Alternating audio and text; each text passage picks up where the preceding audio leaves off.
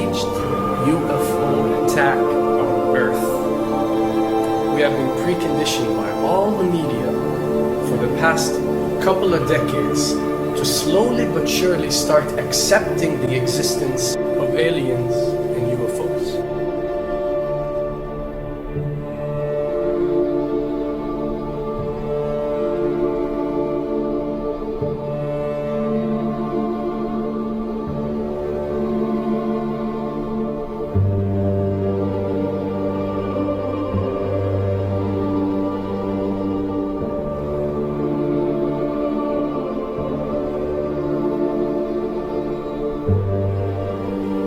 I can tell you right now that 99% of every UFO sighting that has ever taken place has actually not been an unidentified flying object, because this has always been military technologies.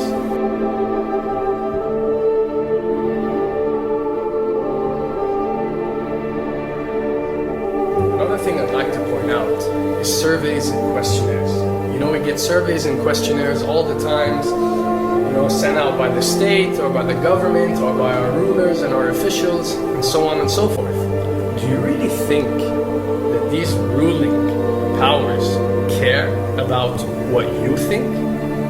Do you really think that they're waiting to ask you and receive your answer before making a decision? What happens with these questionnaires is that they are released. For example, what country do you think the US should attack next? And if it yields back results like 70% of the US population believe Iran is the next country that should be attacked, this is actually a study conducted for the effectiveness of the media propaganda that they are using. So when they get such results, they look at it and they be like, all right, amazing. Our media propaganda is working. We are purposely trying to manipulate people to think that Iran should be the next one, and check out the survey results. We're doing a great job in propaganda. That's what it's all about. And if the results come back and they aren't up to par, so let's say 20% want war with Iran and 80% want actual peace, they say, okay, so now we have to go and rework our media propaganda and make it more effective so these percentages change. Why am I saying this? Because of the UFO phenomena.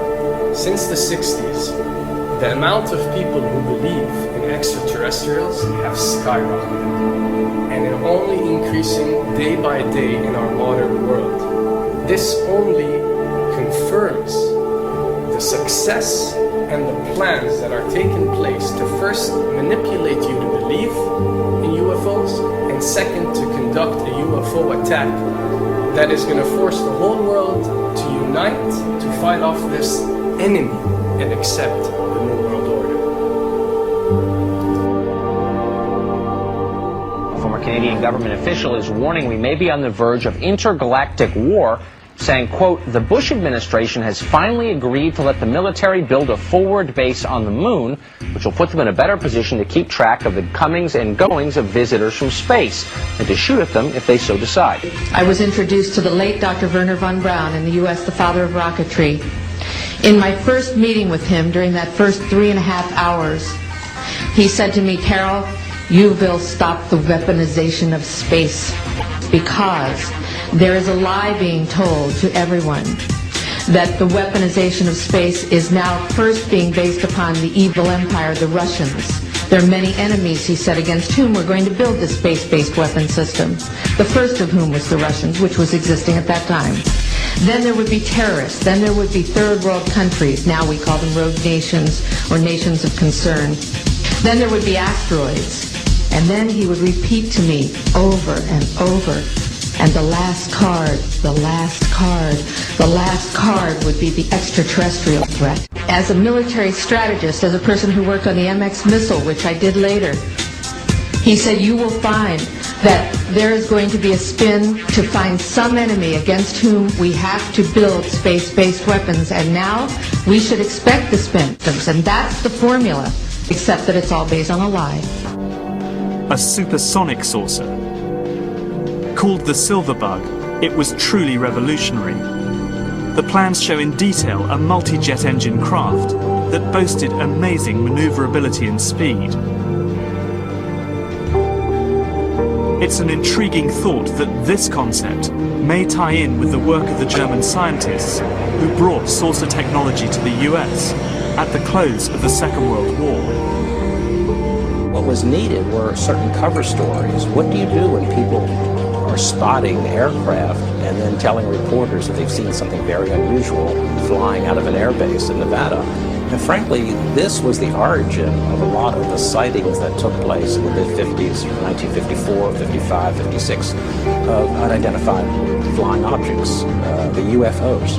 So the CIA was involved in encouraging people to believe that, yes, they saw UFOs, and the CIA and the military tried to be very helpful to reporters to get these stories out, to divert the attention of the country, and particularly the people in this region, about what they had actually seen. Mexican Air Force pilots capturing on videotape what are said to be 11, count them, 11 UFOs. The Mexican Air Force has released a video that some of you are going to find difficult to believe. A journalist says it shows images of UFOs tracking a Mexican military plane.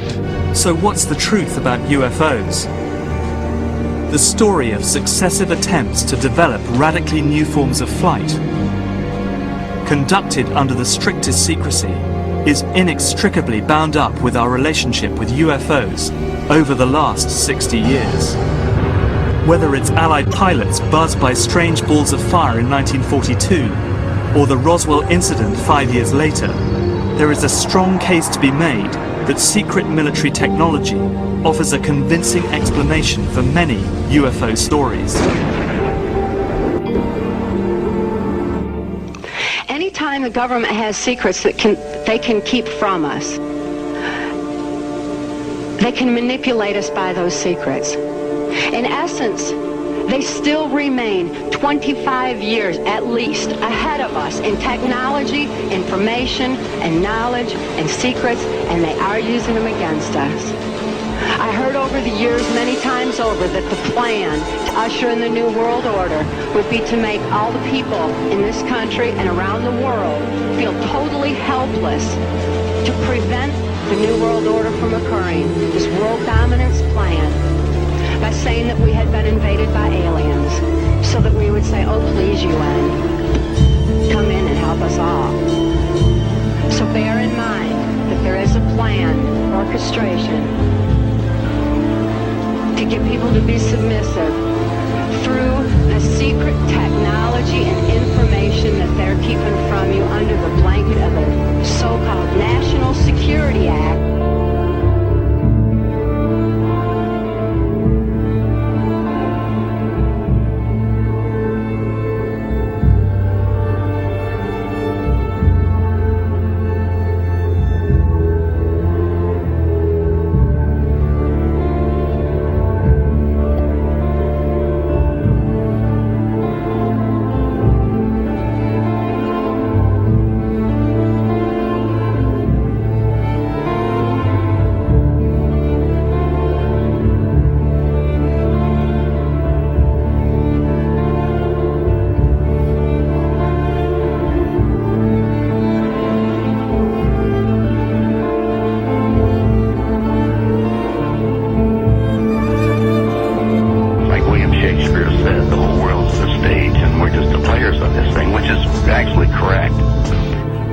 Perhaps we need some outside universal threat to make us recognize this common bound. I occasionally think how quickly our differences worldwide would vanish if we were facing an alien threat from outside this world.